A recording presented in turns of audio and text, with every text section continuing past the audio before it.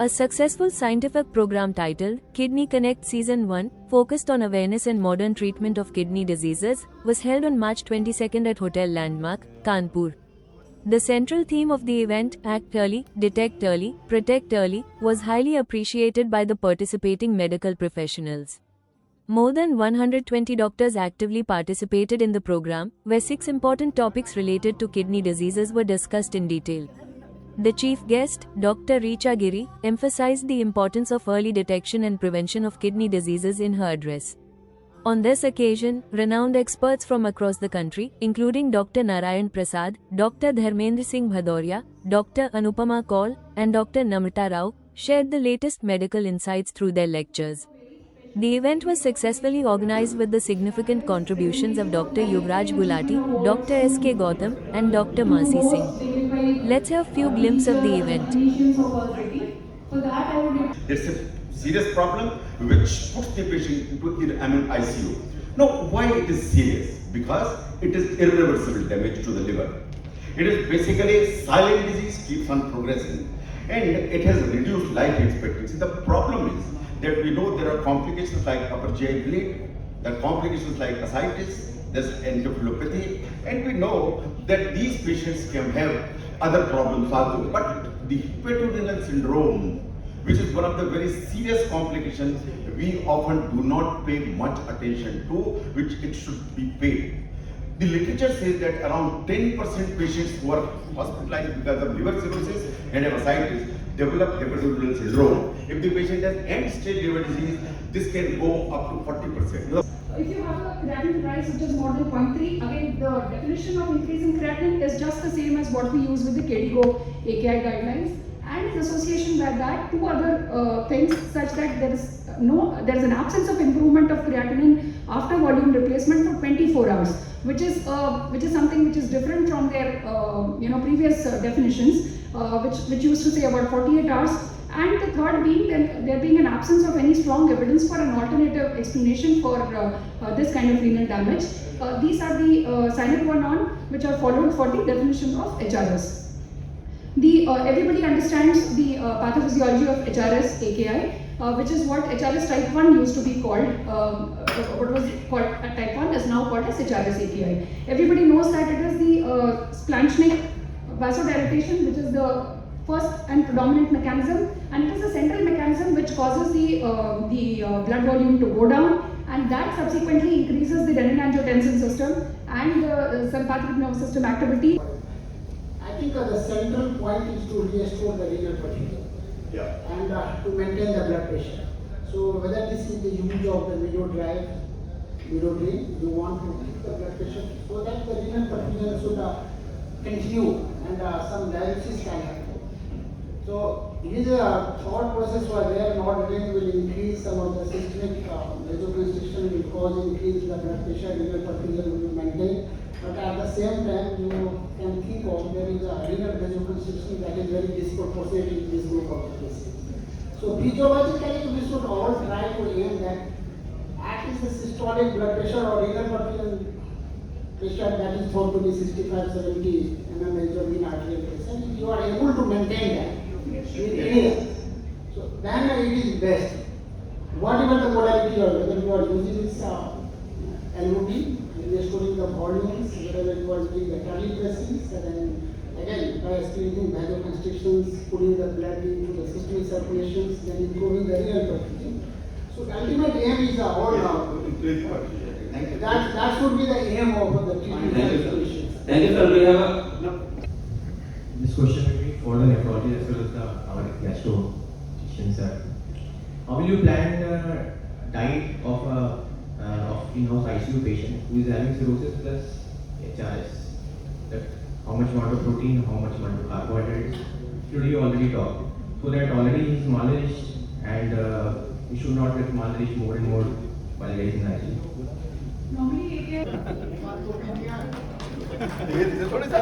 Dr. A.C. Agarwal, sir.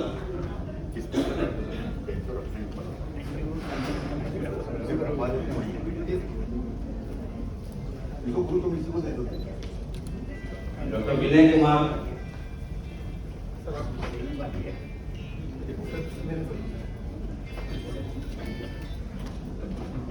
Dr. R.K. Jain, sir.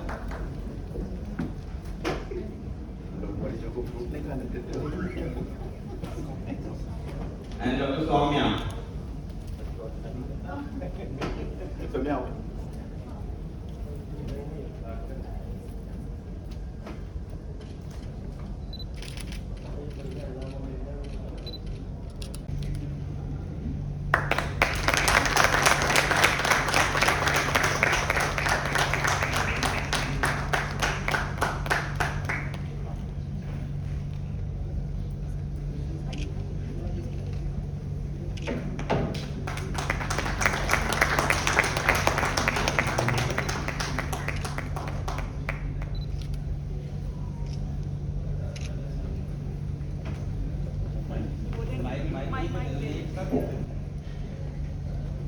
Chairman, Professor Richagiri, and faculty members, and other guests, and other persons who have come as invitee here.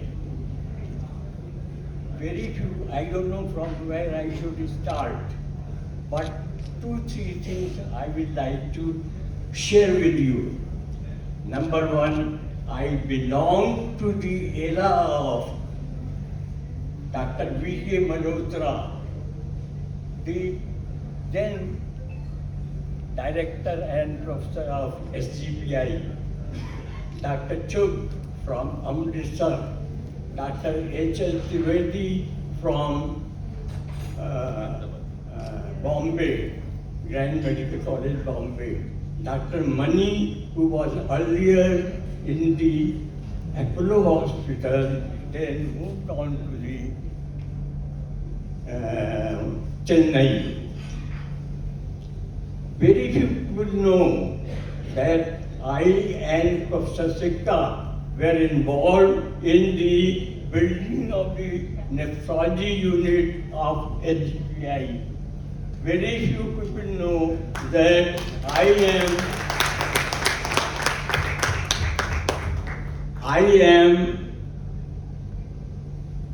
working as professor of medicine, then professor of medicine nephrology. Very few people know that your chief guest was my first MD student who got to do medicine. And I am at the present moment in your here. I belong to that area, that wonderful area, and I congratulate to Rita Giri. She has been not only the first MD student getting gold medal from GST. With these two words, I stop. I give my blessing to all of you who are present here. Thank you.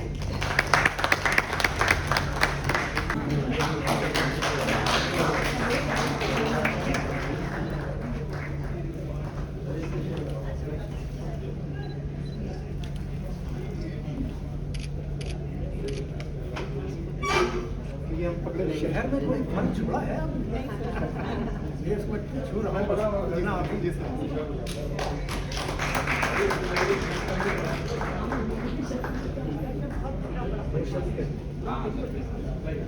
What is important that in the last few years we've seen the Gen Z, the so-called younger generation, to be very, very conscious about their fitness, going into gyms with high intake of proteins, sometimes protein supplements also, and sometimes that's creating a little bit of what we call renal dysfunction or of a high normal serum creatinine, which becomes a cause for concern. Whether it is really a cause for concern, whether we should be doing some other parameters like cysteine C to see the renal dysfunction needs to be told. And for that we have our guest speaker, Dr. Mudit Khurana, passed out from SGPGI Lucknow, batchmate of our organizing secretary, Professor Yuvraj Gulati, and he's at present associate professor at Agra. So I'd like to request him to take his talk and enlighten us.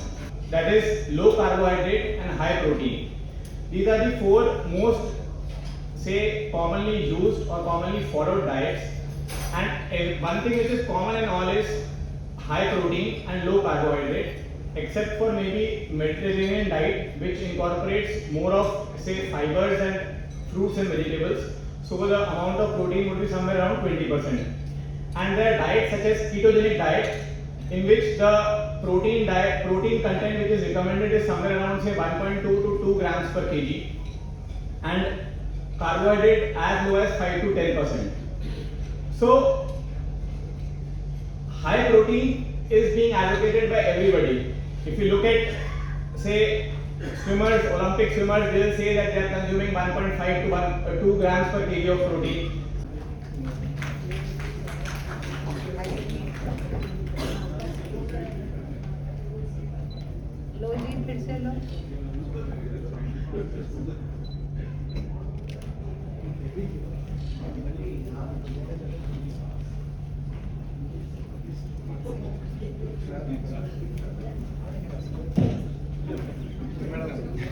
Okay, nice. I was eyeing it कि ये क्या है?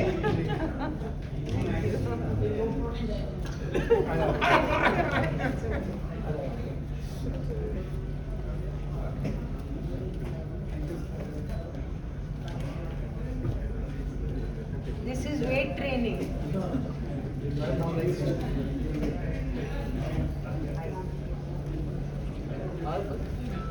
भैया दो पकड़ लो, आराम रहेगा. Sir थोड़ा नीचे. पाइनएप्पल खत्म नहीं काम.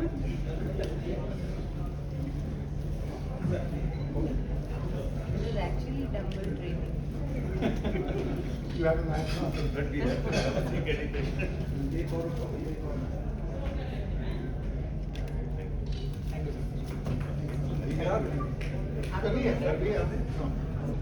For discussing this topic, Dr. Bhadaria, Dr. Dharmendra Singh Bhadaria is a very good speaker. I have heard him on a couple of times. He is a very good orator. He is from Sanjay Gandhi PGI. He has been there for about 15 years or more, and now he is working as a senior consultant at Vedanta Lucknow. So I would invite Dr. Dharmendra Bhadaria. So good afternoon. Thank you, sir. Thank you for starting the talk. So This urine albumin creatinine ratio. So at the first visit, should it be done? It should be recommended to the patient. so nowadays, means most of the guidelines, be it from the diabetes or be it from the renal side KDIGO, they are in the agreement that any patient who is diabetic, they should have annual USCR along with the creatinine. So even patient has not done, we should order it. Because in type 2 diabetes, more than 1/3 of patients at the time of diagnosis, they have some form of microangiopathy. Thank you, Dr. Bhadaria, for an excellent talk. Our cardiologists are quite aggressive these days, and we have a lot of angiographies. They're almost as common as ultrasounds. So now when you have these patients who are diabetic, some amount of CKD, some amount of coronary vascular disease, and the creatinine is on a rise, how would we go about getting the angiography done? Or what is the criteria? If any imaging, whether this is the venous, using the venous contrast and arterial contrast, if it is going to change the management and it is important to save the life, you should definitely you should not fear of CI-AKI, contrast induced AKI, because you are going to have bigger benefit than the reversible CI-AKI. Because CI-AKI, anytime it is reversible, after some time there has to be some recovery. So if imaging sometime because of fear of AKI,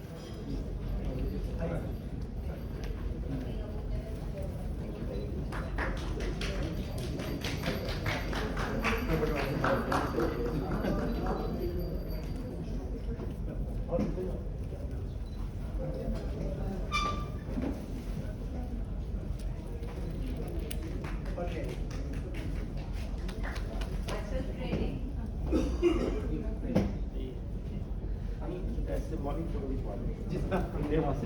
है ना?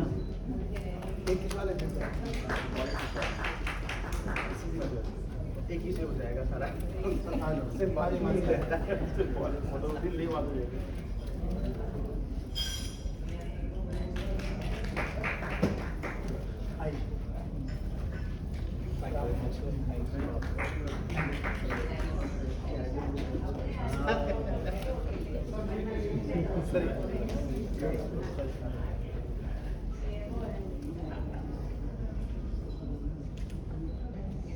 We all know that the problem of hypertension, particularly the resistance hypertension, is being faced by all physicians, particularly cardiologists and nephrologists. And the other more complicated thing is hypertension related to pregnancy, which also has a lot of morbidity and mortality. I was given to talk about the strategies of resistant hypertension and hypertension in pregnancy. Well, are they part of the same disease, or they are two different diseases, or are in concern? What I believe is that it is better to cross the bridge early, because the physiology is going to take into account.